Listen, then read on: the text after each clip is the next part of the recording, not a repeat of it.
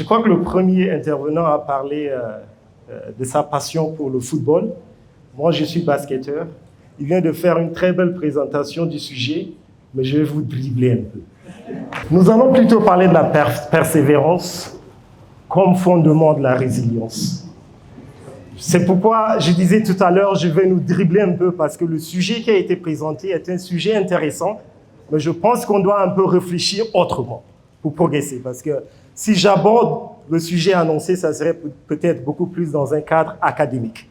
Donc, je voudrais donc parler de la persévérance sous 3 différentes formes. Je suis un docteur en santé publique. Peut-être beaucoup ici me connaissent sous le chapeau politique, mais à TEDx, on ne parle pas politique. À TEDx, on ne parle pas religion. Souvenez-vous de ces 2 choses. Donc, le chapeau santé est à côté, le chapeau ingénieur informatique est à côté. Peut-être ce chapeau que je vais porter, que beaucoup ne connaissent pas, c'est que je suis un entrepreneur de naissance, si je me permets le terme. D'accord? Donc, je voudrais intervenir sur le mot, le passé. Je vais vous demander un petit exercice. Replongez-vous un peu dans votre passé. Des événements que vous avez vécus, qui peut-être vous ont marqué positivement ou négativement. Pensez à ces événements. Et moi, je vous partagerai avec vous 2 ou 3 histoires de mon passé qui ont fait de cet homme que je suis aujourd'hui. Certainement, votre esprit est en train de tourner, de penser. Qu'est-ce qui m'a impacté quand j'étais jeune? Le plus récent événement qui m'a impacté, c'est quand j'étais à l'école doctorale, il y a cela 10 ans. Je travaillais sur un article scientifique et je devais consulter un de mes professeurs en biostatistique pour choisir la méthodologie appropriée. Et dans nos échanges, il me dit, au Tchad, est-ce qu'il y a beaucoup de docteurs en santé publique? Je lui ai dit non. Il dit, mais pourquoi voudrais-tu avoir un doctorat en santé publique? Je pense que ton diplôme de master est suffisant pour que tu repartes chez toi travailler dans le domaine de la santé publique. Un plafond de verre qu'il m'a fixé. La réponse que je lui ai apportée est si simple. J'ai dit, monsieur le professeur, même s'il faut que j'obtienne ce doctorat et aller changer les couches de mon enfant, ce n'est pas votre problème. C'est ma décision. Ceci pour vous dire que si j'acceptais ce qu'il me disait, je ne pourrais atteindre cet objectif que je me suis fixé. Continuez toujours à réfléchir à ces événements du passé.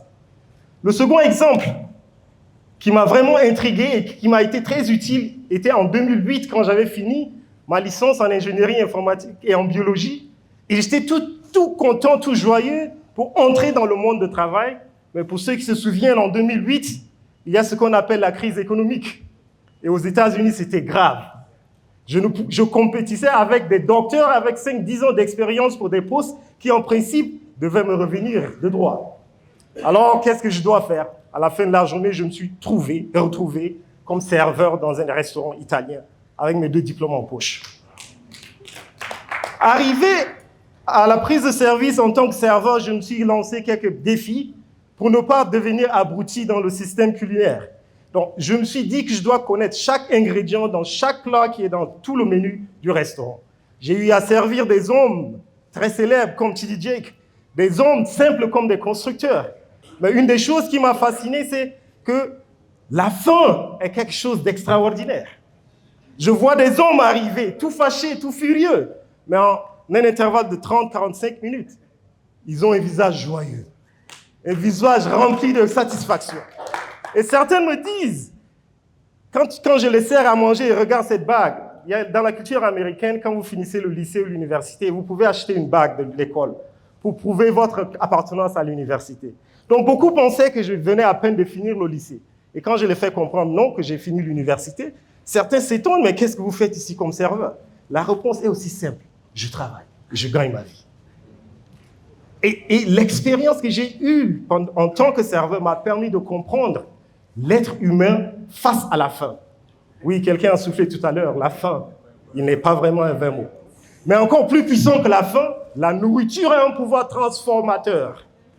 La nourriture transforme l'homme parce que, arrivé totalement fâché, le monsieur ressort tout joyeux, avec un bon pouvoir sur la table qui me rend aussi joyeux.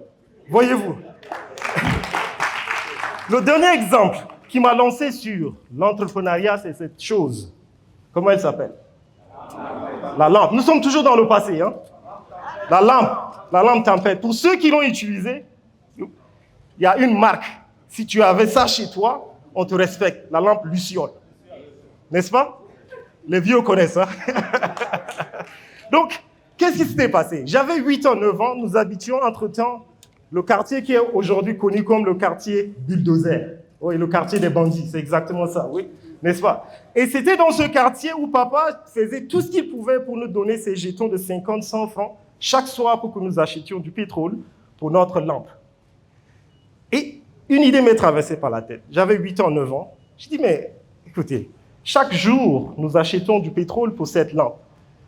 Je me suis donné ce défi à approcher mon père, lui demander, papa, pourriez-vous me donner au moins mon premier capital d'investissement pour acheter 1 litre de pétrole que je vendrai uniquement ici à la maison durant la semaine et en week-end, je peux vendre juste aux voisins du quartier. Le comportement gestuel de mon père me faisait croire qu'il allait refuser, puisque c'était un monsieur très rigoureux dans l'éducation. Mais à ma grande surprise, j'ai eu mon premier capital d'affaires, 500 francs. Ça m'a permis d'acheter mon premier litre de pétrole. Et j'étais aussitôt entré dans l'esprit marketing. J'ai commencé à parler à mes amis avec lesquels on jouait, que chaque soir, si on vous envoie chez maman, s'il vous plaît, venez chez moi, à la maison. Voyez-vous? Et il y a ce qu'on appelle les abattirés. Ils me disent, au lieu de nous donner pour 100 francs, donne pour 75 francs et nous, on garde les 25 francs. Bon, tout le monde sort gagnant dans cette histoire. Donc, ça m'a permis de comprendre et d'avoir les moyens personnels pour m'acheter les beignets, les petits cacahuètes pendant les pauses à la récréation. En grandissant, j'ai fini quelque part à être aussi un marchand ambulant en ville. Je connais tous les bureaux administratifs. J'ai vendu les chaussettes, les ceintures, les lunettes, comme les vendeurs ambulants que vous connaissez. Mais tout ça, dans ce passé, est-ce que cela m'a servi ou cela me sert aujourd'hui? Au fait, c'est là où je voudrais arriver. Votre passé, vos vécus antérieurs, qu'en aviez-vous fait? Parce que beaucoup se victimisent. Non, mon père n'avait pas les moyens. Non, ma soeur ne m'a pas aidé. Non, le plus grand capital humain que vous avez, et ceci nous amène au présent, c'est vous-même. Et je voudrais que vous preniez 1 minute pour penser à cela. Il n'y a pas d'autre capital autre que votre personnalité. La guerre, elle est d'abord ici. Si vous gagnez cette guerre, même le ciel n'est pas la limite. Si vous gagnez cette guerre mentale, personne ne peut vous dire que vous ne pouvez pas avoir un doctorat, que vous ne pouvez pas faire ceci ou vous ne pouvez pas faire cela. Alors, chers amis, chers TEDxers, où est-ce que nous allons à partir d'aujourd'hui avec notre histoire? Encore une fois, quand j'étais au collège évangélique, un de mes professeurs, ce monsieur m'a beaucoup marqué en classe de 4e, un certain Kam Nangar, qui nous disait toujours, et c'est d'ailleurs la première fois que j'ai écouté cela de lui, il dit, jeune homme, si tu ne sais pas d'où tu viens, sache au moins où tu vas. Ou alors, si tu ne sais pas où tu vas, sais au moins où tu viens. Au cas où tu te perds, tu as un repère. Notre histoire, notre passé doit nous servir en ce moment pour que nous nous projetons dans l'avenir. Et cela doit naître de notre prise de conscience personnelle, tout en sachant que le monde est cruel et qu'on serait combattu par les uns et les autres. Le monde fera tout ce qu'il peut pour nous humilier, pour nous retarder, pour empêcher notre progrès, mais aussi longtemps qu'on est déterminé à avancer et que nous en avons conscience, chers amis, rien, encore une fois de plus, ne peut vous empêcher d'atteindre vos objectifs. Pour conclure, inspirez-vous de votre passé, que votre présent vous amène à avoir des rêves et non à être un rêveur, parce qu'il y a beaucoup de rêveurs sans rêve, et transformez vos rêves en actions pratiques qui pourront donc vous amener à prendre des décisions qui pourront d'abord, avant tout, vous bénéficier vous-même et après ceux qui sont autour de vous. Voilà ma présentation. Je vous remercie.